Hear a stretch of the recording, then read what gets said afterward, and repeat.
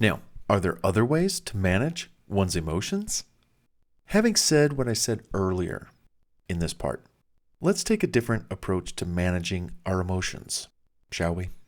In fact, let's treat our emotions like a winning team made up of multiple players on that team that we have to manage in order for us to win at the game we call life. Sound good? I know for me, I could not live life on high, stress-free, interacting with all the people I do, giving them and myself my best, and still maintain the utmost levels of peace of mind if I managed my emotions as whimsically as previously described. Oh, God. That was, of course, in accordance with the world's advice of general emotional guru experts. Yeah, whatever. Not for me. Their advice just doesn't offer me that much. Now, Bartman emotional factoid for you. The best way to do anything or get anything accomplished, and with speed and precision, even where our emotions are concerned, is with researched lists, charts, plans, rules, what to do's, how to do XYZ, how to respond to whomever or whatever comes your way, with proven, time-tested tactics, and to act and execute on such truths swiftly before, during, and after certain emotional needs that might arise, and in any quadrant of our collection of emotions that happen to affect you, come over you, or that might try to consume you. I know, that was a mouthful. I'm going to read it again, just so you can hear it one more time. Bartman emotional factoid. The best way to do anything or get anything accomplished, and with speed and precision, even where our emotions are concerned, is with researched lists, charts, plans, rules, what to do's, how to do XYZ, how to respond to whomever or whatever comes your way, with proven, time-tested tactics, and to act and execute on such truths swiftly, before, during, and after certain emotional needs might arise, and in any quadrant of our collection of emotions that happen to affect you, come over you, or that might try to consume you. Am I right? Or am I right? Because the opposite of what I just said is, let other people solve your problems. Don't you take any responsibility for your own actions, or inaction, or personal initiative, or enough initiative. You rely on drugs and or emotional coping methods, food, drink, sex, gambling, video games, or you lean on ears that only listen, but never offer up any real or blunt and honest advice as to how you could overcome your problems and emotions that have now strung out over months, maybe years. Instead of getting something bothering you or others solved sooner than later and in months, weeks, or days, instead of years or decades. Phew. I know, that was again a mouthful, but I think you get the idea. In short, here's how I go about managing my emotions so that I don't deal with a lot of loser people bugging me and causing my emotions to go crazy, let alone how I deal with my own emotions as they come over me. Remember, I'm human. Once a week. Emotions, again, are like teammates with different responsibilities. You can have a great offensive team, but your defensive team is weak, or vice versa. You can have a great quarterback, but your linemen are not protecting him long enough to get the plays off. We have to find out which emotions are not doing well, and then do something about them so they serve us and not destroy us. Now, how do we manage our emotions? Simply put, managing our emotions comes down to the following. Number 1, out of 4. Number 1, what emotions are we managing exactly? I'd like to see a list, and all the sub-emotions that might relate to any specific or top-level emotion. Oh, don't worry. I'm going to generate the most perfect list of emotions for both you and I. Number 2, how should these emotions typically perform, operate, or function on a regular, healthy basis? We all should know, be told, and in agreement so we can not only keep ourselves in check, but everyone else as well. Just imagine billions of people running around the world today and no one really having a clue as to how people are really feeling. What's more, billions of people, again, running around the world with emotions that could be on the brink of committing some kind of type of hurtful act, either against themselves or someone else, whether verbally, mentally, or physical, all because they didn't know how to control, manage, and protect their own emotions and feelings from themselves and others from the get-go. Can you see why we're all a wreck whenever we go emotionally unchecked? Sheesh. Number 3, what personal, self-governing rules, guidelines, or regulations should be in place to help keep our emotions from running amok, losing control, or allowed to cause ourselves and or other people harm?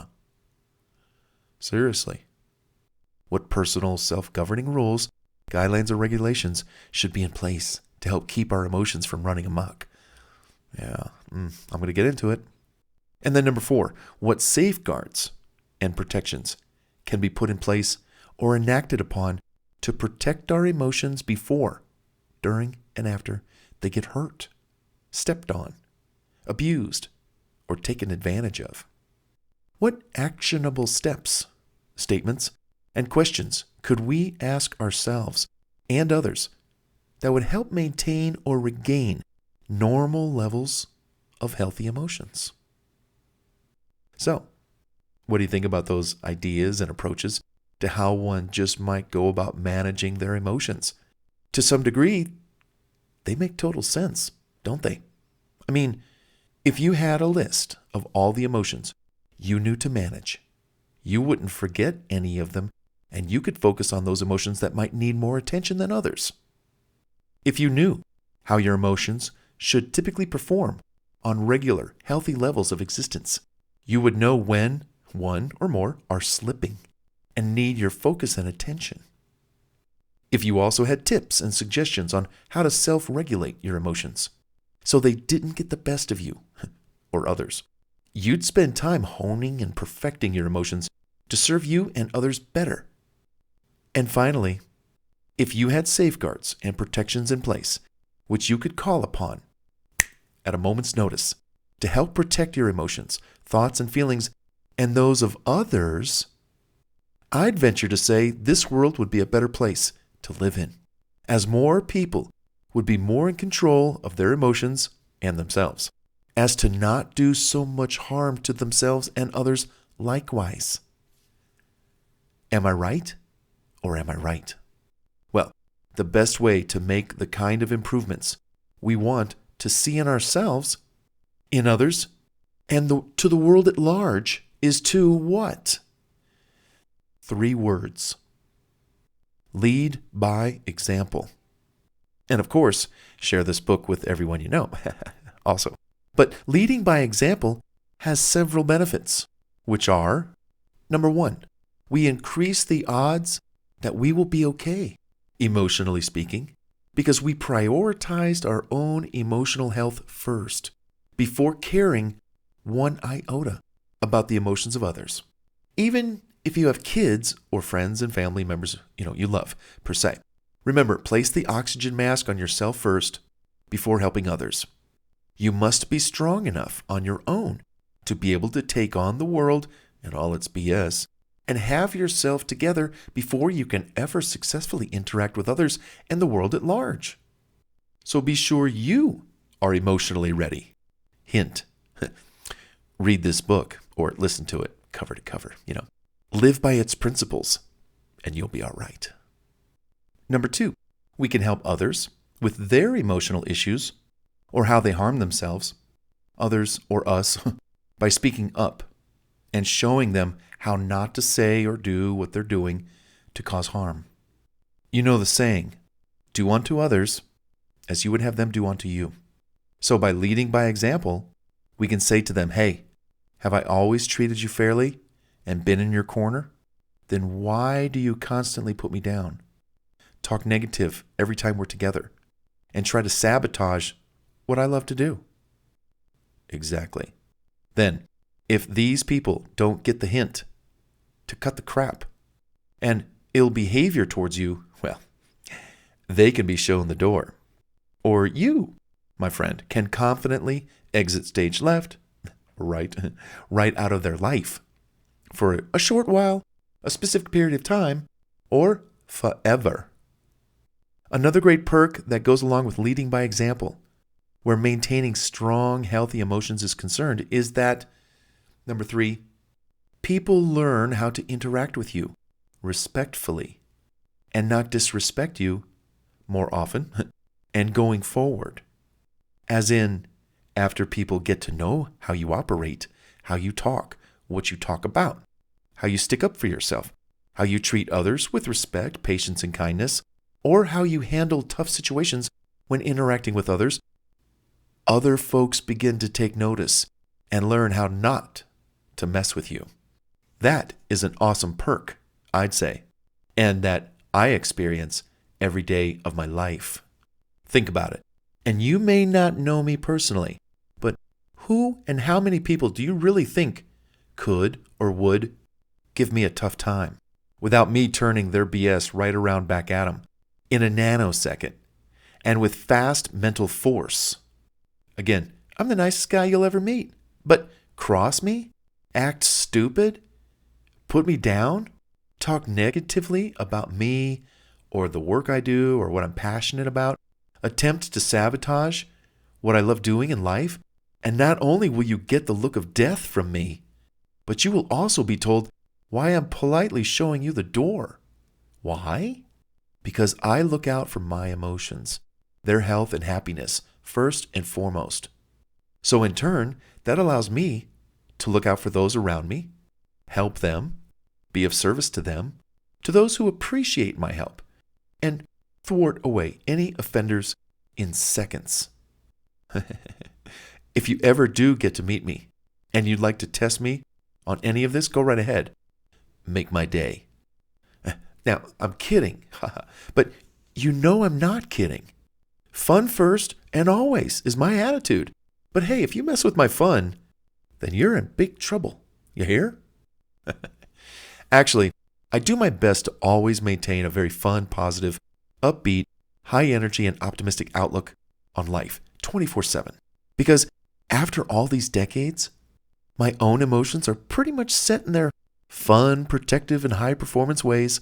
I live by a certain set of healthy rules, principles, philosophies, and guidelines that help me maintain that positive attitude ongoing and whenever I'm with people, whether one-on-one or in group format.